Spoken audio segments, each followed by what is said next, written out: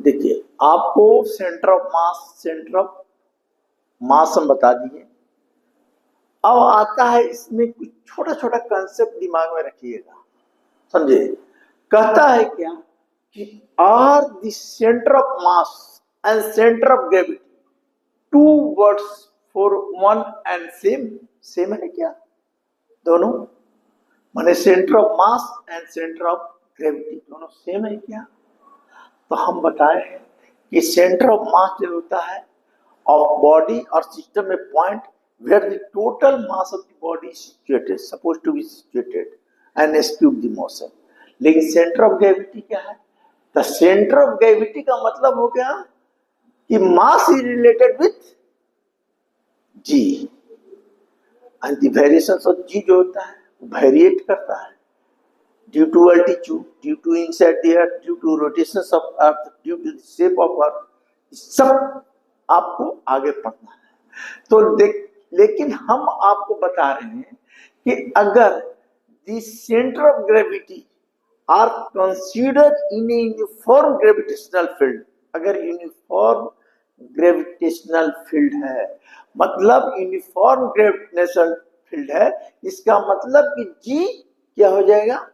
Constant. और जब जी constant हो जाएगा, सुन लीजिए, यूनिफॉर्म ग्रेविटी, देखिए ये सब चीज समझने वाला चीज है, बहुत ध्यान दीजिएगा। सेंटर ऑफ मास का मतलब बताएं कि total mass of the body supposed to be situated at the centre, लेकिन सेंटर ऑफ ग्रेविटी क्या है? It related with g. अगर if g is considered in a uniform gravitational field, तो g uniform gravitational field, it means क्या होगा? G is constant. और g जहां constant हो गया, माने कोइंसाइड सेंटर ऑफ मास, उस पॉइंट पर दोनों इक्वल हो सकता है। एक पॉइंट ऐसे नहीं हो सकता है, दोनों वर्ड एक के लिए नहीं होगा। अब रही सवाल कि क्या होगा सर, तो देखिए आप खुद ये चीज जानते हैं कि अभी हम बताए हैं कि आर सी एम बराबर क्या बताए? बताइए, आर सी एम बराबर आपको हम क्या बताए? आपको आर सी एम बराबर बताए m i r i by summation n. ये हो गया सेंटर ऑफ मास, माने सेंटर ऑफ मास कैलकुलेट करने का इफर। ये क्या है? ith मास है, माने बहुत सारा मास है। ये पोजीशन हो गया, ये टोटल मास हो गया। अब यहां हम जो निकालेंगे, अभी हमको निकालना है सेंटर ऑफ मास निकल गया, ठीक है। अब सेंटर ऑफ ग्रेविटी के लिए हम लोग क्या करते हैं भाई? तो सेंटर ऑफ ग्रेविटी के लिए सीजी लिख दीजिए, तो क्या होगा? एम। तो इसमें ग्रेविटी है, इसका मतलब मास रिलेटेड विथ क्या हो गया? जी। तो यहां कर दीजिए एम वाई जी। और जी क्या बताए? यूनिफॉर्म ग्रेविटेशनल फील्ड में कंसीडर कर रहे हैं, तो जी कांस्टेंट, तो जी को रहने दीजिए आर आई। नीचे भी हो जाएगा इसी एम इंटू जी, जी बाहर ले लीजिए, तो क्या हो गया? Summation m i r i by g बाहर ले लिए, समेशन एम। ई कैंसिल हो गया। अब क्या आ गया? Summation m i r i by summation m m. इसका मतलब कि are money centre of mass is coincide with a centre of gravity. Coincide कर गया, देख लीजिए एकदम। इसलिए बोल रहे हैं कि दिमाग में ये सब सेंटर ऑफ मास है, रोटेशनल मोशन है, ये सब सर्कुलर मोशन में जितना हम बताए हैं या वेक्टर में जितना बताए हैं, तुम मेरा वीडियो खोल के तुम देखो, बहुत कम मतलब लोग बताते हैं। मतलब इतना बता दिए कि आप अपने से बहुत कुछ कर सकते हो। अब तो प्रॉब्लम तो बहुत है, तो बनाना तो आपको है ना भाई। मतलब ये सब चीज जो है कॉन्सेप्ट है। कॉन्सेप्ट हम क्या बोले कि देखिए, सेंटर ऑफ मास का मतलब ये फॉर्मूला बताया आपको, m1i r1i by total mass. ई कब लगाएंगे भाई? अभी हम बता दिए हैं। अगर ऐसे लिख दिया तो एक कहां लगाओगे?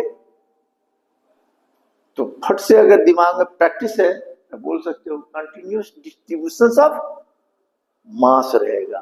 तो जहां कंटिन्यूअस डिस्ट्रीब्यूशन ऑफ मास रहेगा वहां एलिमेंट एरिया पूरा, जैसे बॉडी को इंटीग्रेशन करना है तो हम क्या बोले, इसमें समेशन जो है कन्वर्टेड टू इंटीग्रेशन। समेशन का मतलब ही जोड़ना, इंटीग्रेशन का मतलब ही जोड़ना ही होता है।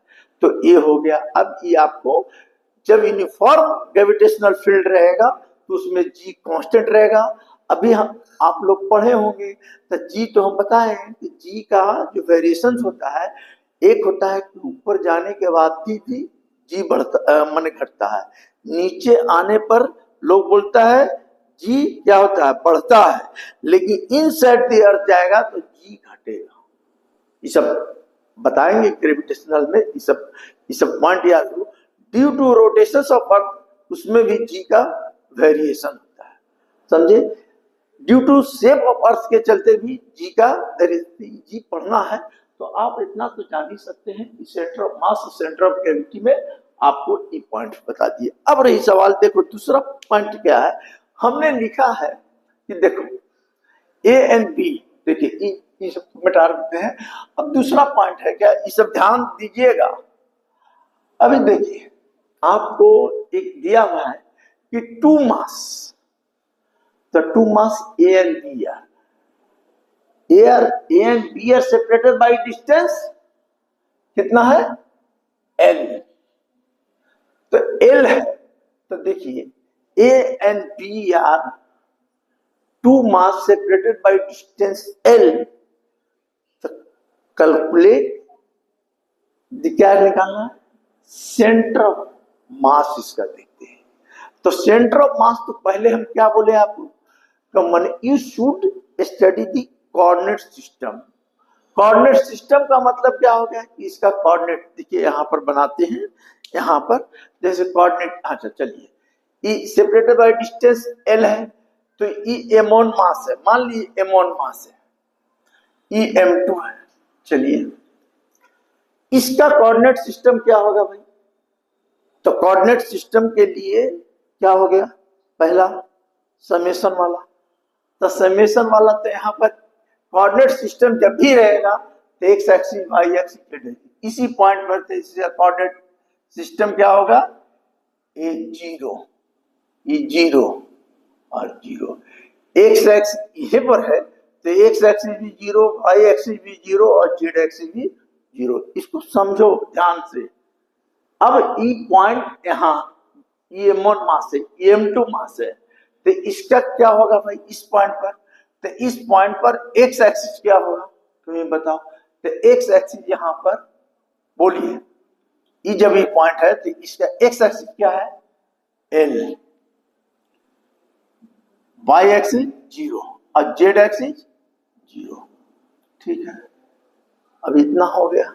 अब हमको निकालना है, क्या निकालना है, सेंटर ऑफ मास। तो सेंटर ऑफ मास दो वोल्टेज के लिए हमने पहले एक्स कोऑर्डिनेट के लिए क्या सेंटर ऑफ मास का फॉर्मूला लिखे है भाई, m1 x1 m2 जितना रहेगा, तीन कोऑर्डिनेट है तो तीन को चीज लोगे तो डायरेक्ट लिख देते हैं। क्या लिखे, डायरेक्ट लिख देते हैं, क्या दिक्कत है, कोई दिक्कत नहीं ना है। देखिए तो डायरेक्ट हम लिख देते हैं इसका, तो क्या हो जाएगा, m1 है तो m1, एक्स एक्सिस क्या है जीरो, m2 है m2, एक्स एक्सिस क्या है, ये एक्स है वाई है जेड है, ये एक्स है वाई है जेड है, एल लिखो। क्या होता है m1 m2, तो m1 प्लस m2, ये क्या हो गया m2l by m1 plus m2, x coordinate निकल गया। ठीक है, बाई कोऑर्डिनेट निकालना है तो बाई कोऑर्डिनेट निकालू मैं, इसका बाई कोऑर्डिनेट भी क्या है m1 इंटू जीरो, इसका बाई कोऑर्डिनेट क्या है ए भी जीरो, नीचे कर दोगे m1 प्लस m2 तो जीरो बाई एनीथिंग बराबर जीरो, तो बाई कोऑर्डिनेट जीरो भी। अब क्या निकालना है, जेड कोऑर्डिनेट।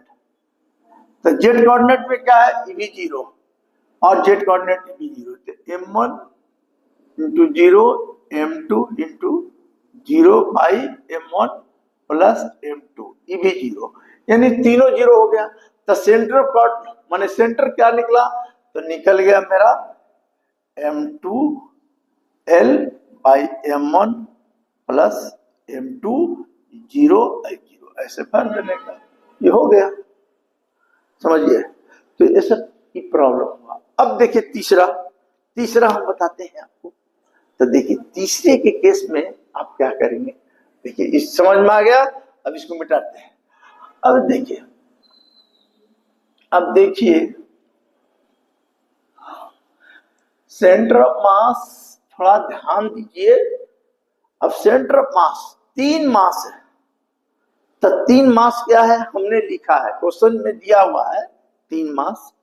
क्वेश्चन है किताब में, कंपटीशन की किताब में ऐसा है कि देखिए 3 मास दिया हुआ है, समझे। तो 3 मास 1 kg, 2 kg और 3 kg, they are equilateral triangle. Equilateral triangle का मतलब ऑल साइड्स आर इक्वल, ये भी दिया हुआ है, समझिए। देखिए थोड़ा दिमाग लगाने वाला चीज है, आप थोड़ा सा इसको समझिए।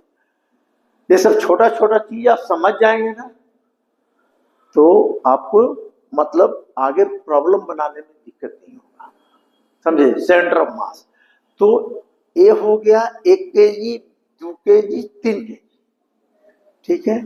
इसका साइड बी, इसका साइड बी, इक्विलैटरल ट्रायंगल है।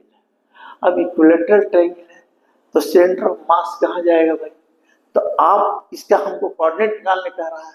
तो पहले हम क्या करेंगे भाई, हमको कंटिन्यूअस बॉडी नहीं है इसमें, तो इस केस में हम लोग क्या करेंगे, तो इसका कोऑर्डिनेट लेंगे। तो इसका कोऑर्डिनेट क्या होगा, तब पहले देखिए ए पॉइंट का कोऑर्डिनेट लेते हैं। तो एक्स एक्सिस और वाई एक्सिस ये है। तो देखिए एक कोऑर्डिनेट, तो इसका कोऑर्डिनेट क्या होगा, तो देखिए इसका कोऑर्डिनेट होगा ए का, एक्स एक्सिस भी ए है, वाई एक्सिस भी है और जेड एक्सिस भी है। ए का कोऑर्डिनेट पता चल गया। अब बताइए कि पी का कोऑर्डिनेट क्या होगा, तो देखिए पी का कोऑर्डिनेट क्या होगा, तो पी का कोऑर्डिनेट क्या होगा बताइए। हम पहले बता दिए कि कोऑर्डिनेट सिस्टम से, तो कोऑर्डिनेट इसका एक्स यहीं पर है, तो एक्स एक्सिस 0, वाई एक्सिस 0 और जेड एक्सिस 0, बी पर है तो एक्स एक्सिस यहां से यहां दिख रहा है, तो एक्स एक्सिस दी, तो इसका कितना होगा बी, ये दूरी हो गया, एक्स एक्सिस है ना, और ये क्या हो गया 0, वाई एक्सिस तो है नहीं, जेड एक्सिस 0, ये हो गया। अब इसका कौन निकालेगा, तो देखिए इसका कोऑर्डिनेट ये जो बताया वो, तो देखिए कोई भी चीज है। अब बताइए कि इसका हमको निकालना है, बोलिए, तो इसका हमको निकालना है क्या, याद रखिए एक्स कोऑर्डिनेट, वाई कोऑर्डिनेट और जेड कोऑर्डिनेट। तो एक्स कोऑर्डिनेट कितना होगा इसका, इस पॉइंट पर ये टोटल बी है, इक्विलैटरल ट्रायंगल, तो ये कहां चला जाएगा b/2। बोलिए समझ में आया, यही तो समझना है। b/2 हो गया, एक्स एक्सिस है ना, अरे भाई इसके सामने है, ये कितना दूरी होगा एक्स एक्सिस, तो b/2। अब रही इसका सेंटर कहाँ रहेगा, इक्विलैटरल ट्रायंगल है तो इसका सेंटर यहां रहेगा। तो आप जानते हैं कि इसका वाई कोऑर्डिनेट कितना हो जाएगा, तो आप अगर मैथ में पढ़े हैं इक्विलैटरल ट्रायंगल का वाई कोऑर्डिनेट मतलब क्या होता है, हाइट, तो कौन बताएगा, तो हाइट क्या होता है, तो देखो यार मैथ तुम लोग पढ़े हो, अगर ये एक्स है, ये एक्स है, ये एक्स है, यहां से दूरी गिरा दो, वाई कोऑर्डिनेट निकालना है तो ये दूरी गिरा दोगे, समझे। तो ये हो गया x/2, ये एक्स, तो ये निकल जाएगा √3/2x हाइट। या डायरेक्ट याद कर ले रहो, तुम लोग मैथ बहुत बनाए हो इसलिए बार बार बोलते हैं कि मैथ पर नॉलेज पूरा कॉन्सेप्ट क्लियर होता है, नॉलेज। तो इसका क्या हो जाएगा √3/2b। अब जेड कोऑर्डिनेट क्या होगा, तो देखिए x/z, तो जेड इसका 0 हो गया। तीनों का निकाल दिया। अब हमको सेंटर ऑफ मास निकालने में क्या दिक्कत है? कोई दिक्कत नहीं है। कौन बताएगा सेंटर ऑफ मास भाई? तो पहले निकालिए साहब ऐसे, एक्स सी एम, क्या लिखेंगे? 1 kg इंटू 0, क्या लिखेंगे? 2 kg इंटू एक्स कोऑर्डिनेट खाली लिख रहे हैं बी, फिर क्या लिखेंगे? 3 kg इसका b/2 कितना होता है? मास 3 × 5 = 6। अभी कैलकुलेट तो तुम लोग कर लो ना। E0 हो गया, E2 भी हो गया, तो कितना E हो गया? तो देखो ये एलसीएम में चला जाएगा, तो 4 और 3 कितना हो गया? 7b/2 इंटू 6, मतलब कितना हो गया? 7b/12 आ गया। अब 22 cm निकालना है, तो देखिए 22 cm बराबर क्या हो जाएगा? 1 इंटू 0, 0 ही है, 0 इंटू 0 नहीं, 2 इंटू 0 ना, 2 इंटू 0, और 3 into √3/2 into 3 kg into b, by 6 तो रहेगा। ये कितना खत्म हो गया? कितना हो गया? 3√3/12 b, इतना आ गया। जेड देखो, जेड सी एम, E0 सब 0, E0 ये भी 0, काम खत्म, 0। तो क्या करोगे? सेंटर मास क्या निकला भाई? सेंटर मास का कोऑर्डिनेट इतना प्लस 3√3/12 b, इसको काट दो, इसको काट दोगे तो कितना हो जाएगा? √3/4 b आ जाएगा 0। यही आंसर आना चाहिए, यही आंसर आना चाहिए, यही है आंसर। समझ गए? तो सेंटर ऑफ मास निकालने के लिए अगर ऐसा रहा तो आप कर सकते हैं, समझे? ये सब सेंटर ऑफ मास करने के लिए ये सब दिमाग में बैठाइए आप लोग, समझे?